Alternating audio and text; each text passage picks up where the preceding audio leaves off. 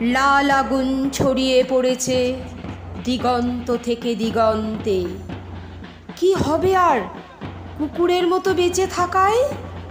কতদিন তুষ্ট থাকবে আর অপরের ফেলে দেওয়া উচ্ছিষ্ট হাড়ে? মনের কথা ব্যক্ত করবে ক্ষীণ অস্পষ্ট কেউ কেউ শব্দে। ক্ষুধিত পেটে ধুকে ধুকে চলবে কতদিন? ঝুলে পড়া তোমার জিভ শ্বাসে প্রশ্বাসে ক্লান্তি টেনে কাঁপতে থাকবে কতকাল? মাথায় মৃদু চাপড় আর পিঠে হাতের স্পর্শে কতক্ষণ ভুলে থাকবে পেটের ক্ষুধা আর গলার শিকলকে? কতক্ষণ নাড়তে থাকবে লেজ? তার চেয়ে পোষমানাকে অস্বীকার করো, অস্বীকার করো বশ্যতাকে। চলো শুকনো হাড়ের বদলে সন্ধান করি তাজা রক্তের। তৈরি হোক লাল আগুনে ঝলসানো আমাদের খাদ্য।